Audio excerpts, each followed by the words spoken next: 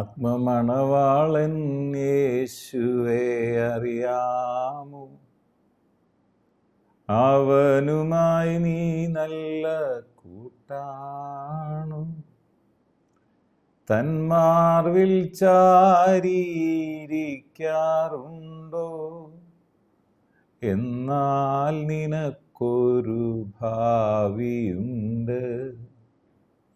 വീട്ടിൽ നിനക്ക് എന്തുണ്ട്? ഭരണിയിലൽപ്പം എണ്ണയുണ്ടോ? പകരാൻ വെറും പാത്രം കണ്ടെത്തിയോ? എന്നാൽ നിനക്കൊരു വർധനവുണ്ട്. കയ്യിൽ നിനക്ക് എന്തുണ്ട്? 5 അപ്പവും 2 മീനുമുണ്ടോ? താതൻ കരങ്ങളിലേൽപ്പിക്കാമോ? എന്നാൽ നീയൊരു അനുഗ്രഹമാ. മുട്ടിന്മേൽ സെമിനാരി അംഗമാണോ? പ്രാർത്ഥന നിനക്കൊരു ശീലമാണോ? പ്രാർത്ഥനയ്ക്കായി മാത്രം അറയുമുണ്ടോ? എന്നാൽ നിനക്കൊരു ഉയർച്ചയുണ്ട്. ആത്മമണവാളൻ യേശുവെ അറിയാമോ? അവനുമായി നീ നല്ല കൂട്ടാണു. തന്മാർവിൽ ചാരിയിരിക്കാറുണ്ടോ? എന്നാൽ നിനക്കൊരു ഭാവിയുണ്ട്. വീണ്ടും വരുന്ന യേശു ക്രിസ്തുവിൻ നാമത്തിലുള്ള സ്നേഹവന്ദനങ്ങളെ എല്ലാ പ്രിയപ്പെട്ടവരെയും ഈ സമയത്ത് അറിയിക്കുന്നു. 1 യോഹന്നാൻ എഴുതിയ 1-ാം ലേഖനം 1-ാം അധ്യായം 7-ാമത്തെ വചനം. അവൻ വെളിച്ചത്തിൽ ഇരിക്കുന്നത് പോലെ നാം വെളിച്ചത്തിൽ നടക്കുന്നുവെങ്കിൽ നമുക്ക് തമ്മിൽ കൂട്ടായ്മ ഉണ്ട്. അവൻ്റെ പുത്രനായ യേശു ക്രിസ്തുവിൻ്റെ രക്തം സകല പാപവും പോക്കി നമ്മെ ശുദ്ധീകരിക്കുന്നു.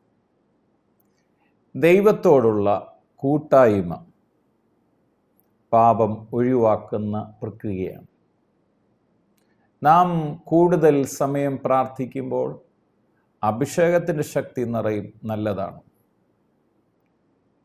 സ്നേഹത്തിൻ്റെ ശക്തി നിറയാതെ നാം അഭിഷേകത്തിൽ നിന്നതുകൊണ്ട് നാം ദൈവ സ്വഭാവമുള്ളവരായി മാറുന്നില്ല. ദൈവം എന്നിൽ നിന്നും നിങ്ങളിലും ആഗ്രഹിക്കുന്നത് ദൈവം ഇരുന്നതുപോലെ ഞാനും ഇരിക്കാൻ.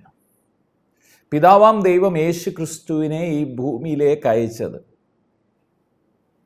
പിതാവാം ദൈവം സ്നേഹമാണെന്ന് വെളിപ്പെടുത്താനാണ്. അങ്ങനെയാണെങ്കിൽ യേശു ക്രിസ്തുവിനാൽ അയക്കപ്പെട്ട നമ്മൾ ഓരോരുത്തരും നമ്മളായിരിക്കുന്ന സ്ഥലങ്ങളിൽ വെളിച്ചങ്ങളായി ശോഭിക്കേണ്ടതാണ്.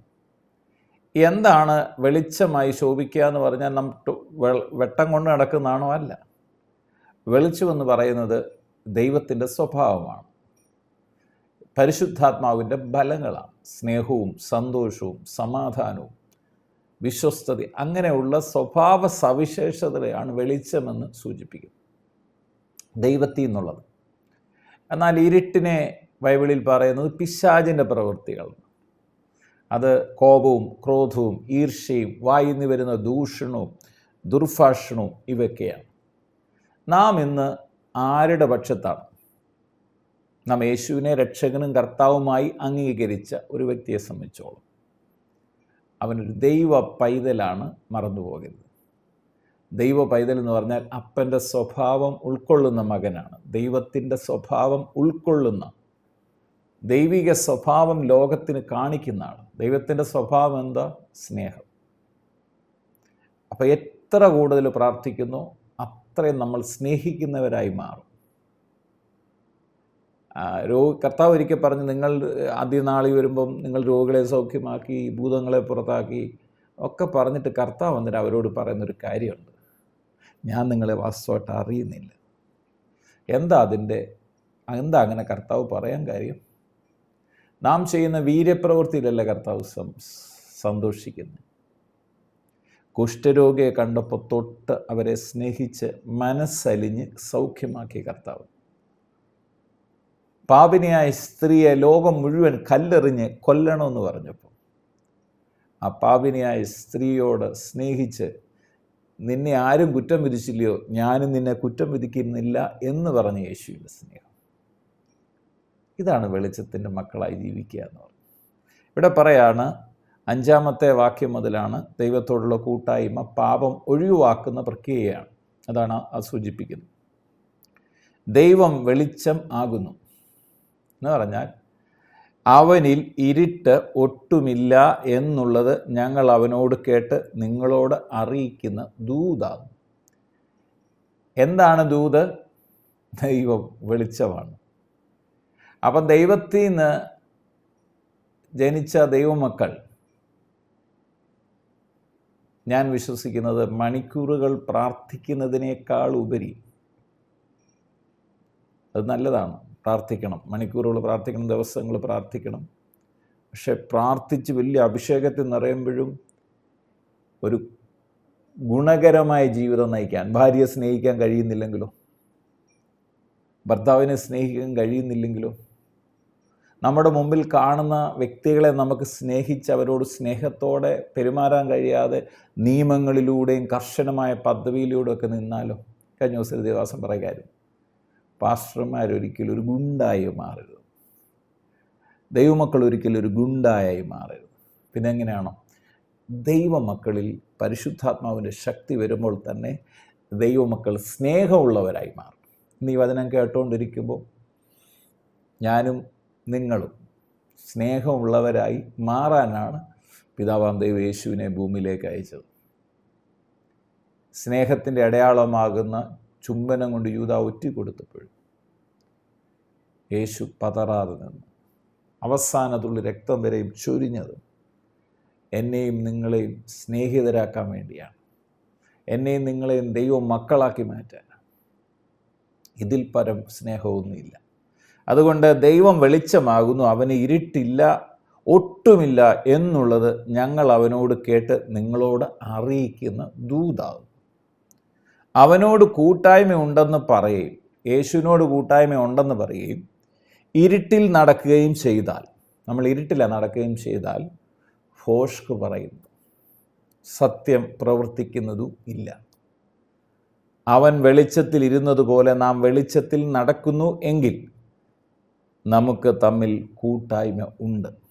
എന്നിട്ട് പറയാം, അവൻ്റെ പുത്രനായ യേശു ക്രിസ്തുവിൻ്റെ രക്തം സകല പാപവും പോക്കി നമ്മെ ശുദ്ധീകരിക്കുന്നു. യാക്കോബ് അപ്പോസ്തലൻ അതിൻ്റെ 1-ാം അധ്യായം അതിൻ്റെ 17-ാം വാക്യത്തിൽ എല്ലാ നല്ല ദാനവും തികഞ്ഞ വരമൊക്കെയും ഉയരത്തിൽ നിന്ന് വെളിച്ചങ്ങളുടെ പിതാവിങ്കിൽ നിന്ന് തന്നെ ഇറങ്ങി വരുന്നു. എല്ലാം നല്ലതാണ്, വെളിച്ചങ്ങളുടെ പിതാവ്.